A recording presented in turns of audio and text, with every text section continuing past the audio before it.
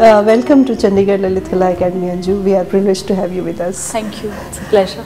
I would like to begin with, in one of your interviews you said that art for you is a private emotional theatre.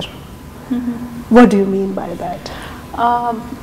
What I was talking about really is that in my own art making process, sometimes the images that I throw up, it creates a kind of emotional theatre, and I think that does interest me in life, you know, the whole aspect of the body and the human face and the emotions that go with it. So that's my content, that's what I work with, really. I would like you to talk briefly about your journey, you know, the point A from where you began and where you are, and your major landmarks. Okay. It's I studied at the JJ School of Art, and I joined art school. When I joined, I wasn't sure that I wanted to do painting, and I wanted to do something creative and this and that, and you know, all kinds of thoughts. And then I joined JJ, and in 3 months I knew that this is my life. This is what I want to do, because you know, the whole the pleasure of color and paint and you know, that joy of finding out and discovering spirits like Satyajit Ray and Amrita Sher-Gil, and you know, so all that, that's how it started. And all through my college years, I was making collages primarily. I was working with paper and overlapping, and that was my real work. And one always did college assignments and drew the figure and this and that, but I was making collages, very abstract. And the strange thing is that when I left college, I felt this strong need to draw the figure, and I finally started doing what I was doing in my on the side. Was kind of making a diary of self-portraits, you know, kind of scribbles and sketches. So that background activity became my came to the forefront. You know, it became my work, so to say, and I took off from there and discovered watercolor and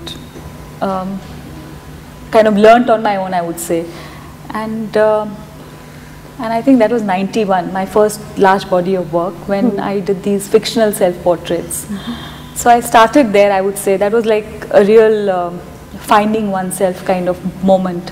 And I think after that it's been very linear for me, you know, it's in the sense that I am still, I would say, doing the same thing almost. And it's about creativity, it's about this this single person alone in a closed space, probably trying to find oneself, and that's what all the work is about. But through the years, you know, there have been formal changes and play with material, and one tries to grow, and yeah, and I think I still feel that intensity and that need, and I mean passion, one could say. You know, in the kind of art world that we live in today, you know, there are all sorts of crazy experiments happening, and no material is, you know, left to imagination. Anything or everything can be used. In that scenario, you know, you have been using watercolor, which is one traditional to such a difficult medium, and then you have worked with acrylics and textiles. So how do you choose your medium for a particular you know, subject or narrative? You actually work on narratives, right? What really clinches that this is the medium you are going to use for a particular narrative? You see, when I started out, you know, it wasn't that it wasn't a matter of choice. It was just that I find something and it works very well, and I can develop a language of I can push my emotions in that direction. And so when I started with watercolor, what was wonderful was that watercolor, of course it is difficult, but apart from that, because of that difficulty, when you make a mark, you know, it stays. So it creates a great tension, the process, and that tension goes with my personality, it goes with the process of the way I put together things, and so it just worked, you know, the medium and what it was doing for me, the transparent beauty of it. And And then, as one grows, or as one moves in, or as you want to say different things, the medium changes. So I found after a time that watercolor has a preciousness to it, a certain elegance, which I somehow needed to break, because sometimes out of the force of habit of an artist, or sometimes it just you just need to be dark, or cloud your space. So that's when charcoal came in for me, and the dark linearity of charcoal was very useful, it made me feel strong, and the kind of vulnerable position that I worked from, it was wonderful, so you can see, so different times, different things come in, and they mean something to you, or they just help to kind of control the drama better, I would say.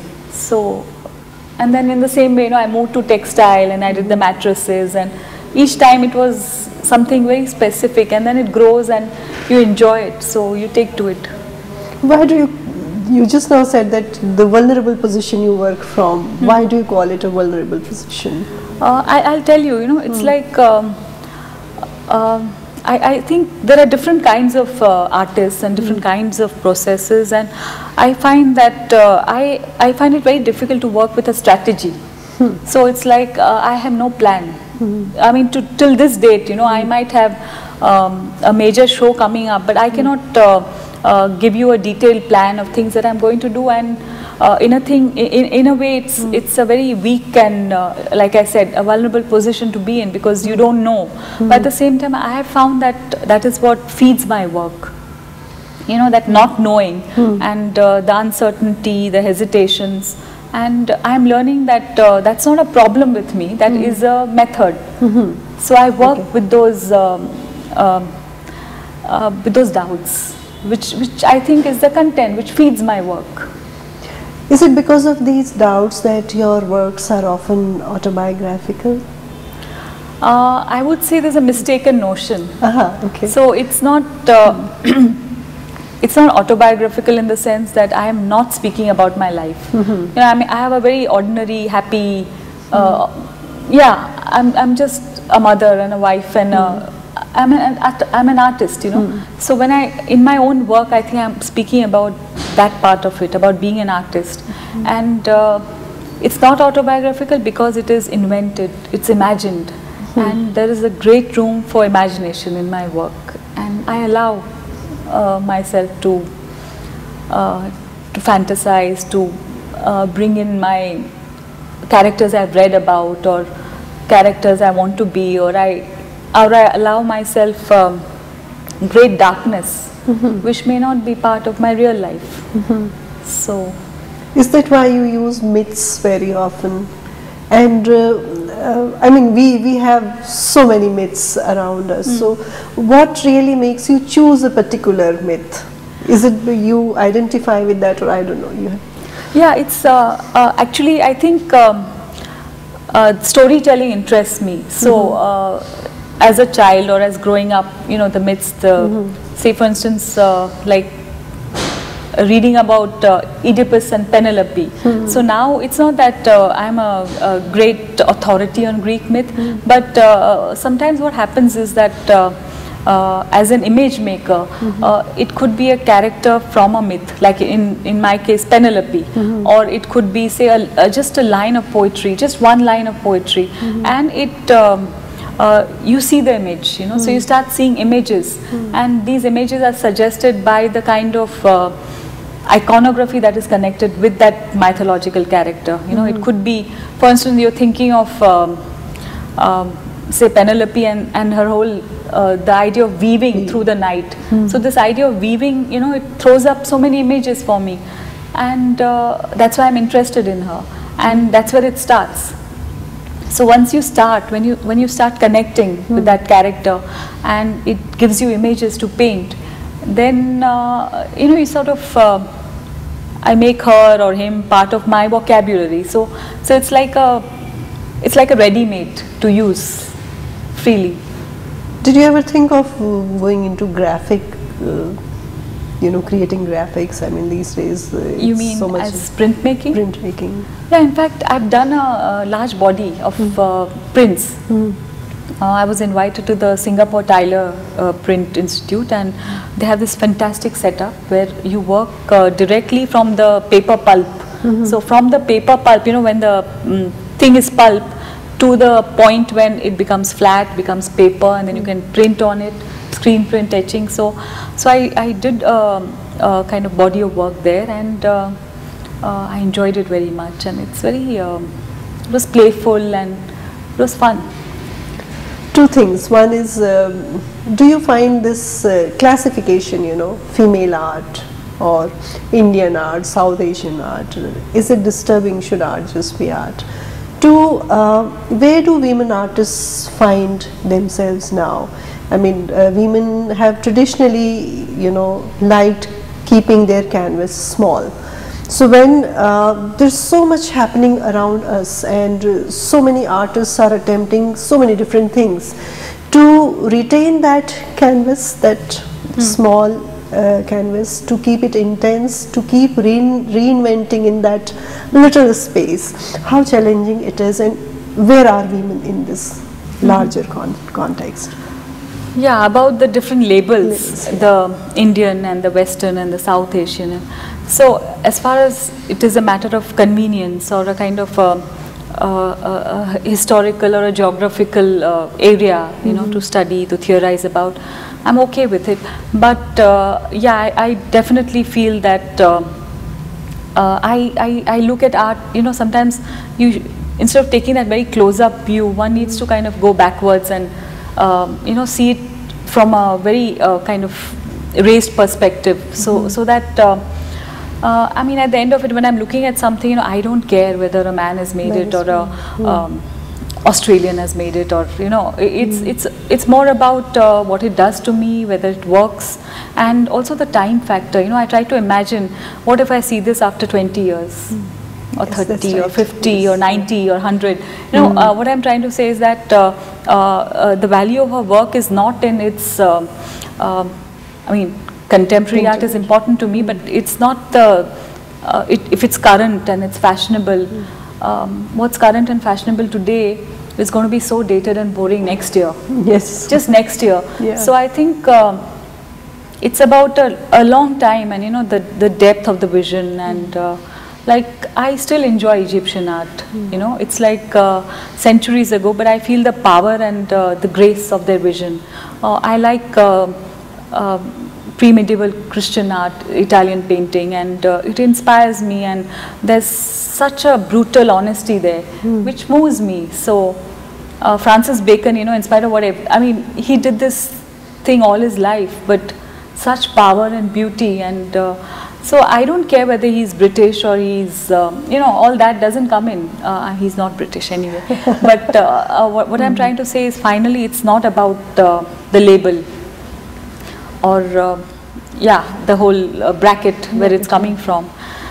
And about the women, yeah, it's, yeah, one thing is that it's been no disadvantage to me to be a woman artist in India. It's absolutely not. My gallerists, my my writer friends, and, you know, a lot of women are doing great stuff. And also, this thing about the small canvas is not really true anymore. It's like people have pushed themselves in all kinds of directions, and the physical position it's changed. You know, people are doing large installations and all kinds of things. So. But yeah, we have lived with it for a very long time, that whole thing about the intimacy of a woman's world, and that the area of the domestic, or that that pensive private areas belong to a woman's world and stuff like that. And I think most people are now smart enough to understand that it's not true, and it is significantly important. It is definitely important to you know, look into those areas. And I think for me right now, when I'm observing the world around me, it's not so much about being a man or a woman, but this whole thing about being exhibitionistic and yeah, Performer. the larger statement. The larger than life. The larger statement, yeah. So, I mean, that's just fashionable, so I don't care about it, you know. It's finally, if you have something significant to say, or you make things that have value. When I say value, I don't mean market value. I mean, yeah, if your vision has any power, I think it has to be significant, has to be noticed, you know. So it's not about size or scale or sex, or it's beyond all that, I guess. I hope. Two things, you know. Once again, you just talked about, you know, what is happening contemporary. It's fine, you know, but what is going to last? You know, that really is the real value of art. Yeah, it's a tough test. It's tough test, but at the same time, we also find that art is governed by trends. You know, there is a particular trend, and you find that everybody is trying to play with this particular trend. Right. And secondly, the youngsters are particularly swayed by two things. One is trend, and secondly, this association of value of art in terms of money. You know, anybody who is selling well is a successful artist. So, in their vocabulary, is a good art, art that's selling well. In this context, how do you keep your art relevant? Because trends are going elsewhere. You know, the value of art is going crazy sometimes, and yet to retain that sanity and to keep your creativity and also keep the context. Right. The key word here is creativity, what you said. Yeah. And I think every artist, I mean young or old, I think finally one has to kind of look into oneself and hope that creativity is alive and well, and there are no lies about it. So when you're standing alone in the room, in your studio, you know when you've gone wrong. So I think there should always be a great space for one's intuition, and you do things that you believe in or you enjoy doing, and so if you enjoy making money, then you can do what you like, but then it's not about art, that's something else. So I mean, I don't want to be judgmental, but art is about creativity and following that instinct, and it never goes wrong, you know, in the sense that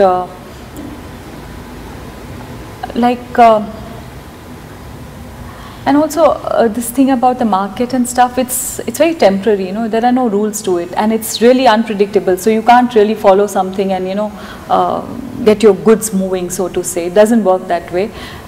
If you're true to yourself, and if you, I think you know, I really believe that if you work hard and if you're true to yourself, and you have to be acknowledged. There is no other way, because, and also there are no shortcuts, you know. It's absolutely cannot happen that just because you see something working, you try it again. And that applies to myself. Like if I do one thing which works, it's not that when I say works, it means creatively or in any other way. You cannot repeat. How can you repeat yourself? That is also a kind of but that's the biggest trap actually most artists fall into. Yeah. You know, once one particular kind of work is successful, then you kind of keep reinterpreting it because you think that this works. No, yeah, I don't, actually it's, I think finally it's about creativity, being true to yourself, and pushing hard every time, and one knows, you know, that when you're dishonest, you know. So I think you're the best judge of. Did you ever go through this kind of dilemma? You know, when the market was in the boom, the galleries were demanding a particular kind of work. Did you ever have to face such a situation? No, in my case, you know, I have a strange thing. Like, I'm a very scared artist. You know, so when I'm alone, when I'm working, every time there is this great fear of failure. So every time I start, and I'm not joking, I mean it. So every time it is so difficult that so that part of the journey doesn't you know, allow me any sort of I would say masti or any sort of these games that that go beyond the studio. So, and also I say no very easily, so I say no to everything. And so I never had that sort of situation when the market on my head, or no, it's always been very private, very controlled. And you have now experience of about 20 years, of being in the art scenario. Do you think we have adequate infrastructure to support any artist? I mean, the number of galleries, the number of fellowships, opportunities, learning, possibilities. Do you think the kind of the way the market is going, do we have enough infrastructure? I think it's definitely grown from since when I was an artist. When when I was a student, I passed out of JJ in '86. So after 80, when I came out, there was nothing. There was no market. There were just 2 galleries in Bombay, and things like that. But the galleries have grown, and the opportunities have grown, scholarships, fellowship. But in spite of everything, I certainly feel that in India, like when I'm traveling, I think it's very sad that things like, for instance, museums. Yes. Yeah, we don't have, or say even books and catalogs. We are seeing it happen now. But otherwise, it's been, it's poor, the infrastructure, and one needs to work upon it. And art education, I mean, I have a friend who has done some kind of research, he had been to all these Mofussil towns, and he had just looked at the kind of syllabi they are taught, and it's shocking that, they are still living in a century behind. Right. There's not much happening actually. Right. So maybe students, who come from these 4 colleges, they have a certain amount of advantage because of the exposure and... You think it's so? I think it is very hard. It's difficult, and sometimes people do something about it, in the sense. A friend of ours, Sudhir Patwardhan. So he did an exhibition where the show travelled in 4-5 cities in Maharashtra. So where there are art schools, the smaller centres, Nagpur and Aurangabad and places like that. So I think that whole thing about making it more accessible, the idea of exposure, and the internet is making it easier, but even then to initiate students into the internet. Most of them have language problem, no? Whatever is best is available in English. You're right. I met somebody, who was from Gorakhpur, and this student told me, I looked at his work, amazing work, but he said, look, I have no exposure because when you go to the internet, everything is available in English. Right. But though, I mean, you can, for the argument's sake, you say that visual language doesn't really require, but you do need a little. No, you do, exactly. It's a problem that, in fact, there are so many bad artists. If you take away their English, we know that, Yeah, I know. I would like you to talk about some of your works, the Circus of Insomnia and Refuge, if it's not too far back, and certainly A Room of Eraser. Okay, it's the circuit of, Refuge and Circus of Insomnia. Yeah, I think during that time I was painting on fabric.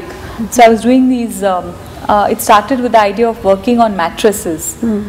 Now, it came about because I was invited to paint Shiva Parvati marriage. That was a subject, and it was a huge space, some 14 feet wide and all, and the kind of work I do with watercolor, small sized paper, it seemed it was a technical problem, creative problem. So I decided to make drawings on fabric, to kind of stretch it out, and so I said, it's a marriage painting, so why not a bed?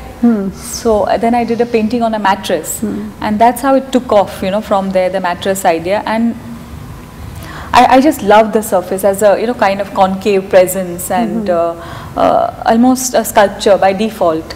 So I kind of enjoyed the texture of the fabric, and it moved from there. Also, it went with the kind of imagery I do, connects with dream and sleep and all.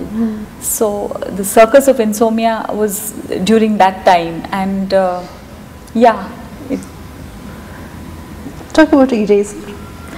Okay, that was I find it very interesting actually, and very different from what you have been doing. Yes, Room for Erasures was just recent, few months ago, and actually I've been almost now I would say 20, like I said, it's a very linear journey for me. So I've been working with the fictional self-image, so to say, and playing with creativity and around it, and there have been times on and off which when you doubt yourself and you feel that am I repeating myself? And of course I am, in a sense, but as long as the urge is strong and the work has meaning or it has power, there's nothing wrong with it, so from experience, you've seen people around you, and it's a very genuine kind of push, so things go on, in that whole cycle of making art. But and then every time, when I have an exhibition, in spite of all the growth, and I would sort of I would ask myself whether this thing can go away. Can I produce images which come from elsewhere, something else totally? And I have tried, and it fails, so I always end up in that same circle. The circle might be getting larger, but it's the same circle. So I couldn't do it myself, so then I devised this whole I would say game for my viewer, where the viewer tries to erase images that I have made, and helps me to kind of find me a new position, so from the erasures maybe I might grow into something else. So it was just kind of a reaching out exercise, holding hands with the viewer to help me grow as an artist. And of course there were undercurrents of other things, so many other things. There was a kind of violence to it because I'm inviting the viewer to destruct the work. There was also the memory of destruction of artworks from earlier that one knows. And there was also a very strong sense of surrender, which I believe in, that for me art, it's an activity which I do with such faith and devotion, making my art. And I am surrendering to the viewer that come and help me resolve this. So I thought that I had set up a very intimate situation between me and my viewer. So it was about that. I want to understand, on the one hand, the artist has to now expand one's boundaries because we are becoming global and this is so overpowering all the time. At the same time, particularly in India, the way things are growing, we are becoming so narrow in our outlook. At least some people who have a very strong voice.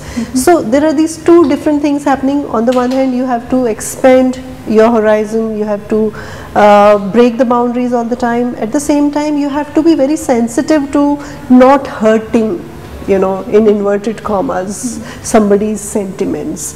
Does it also bother your work sometimes? Because it happens so often around us.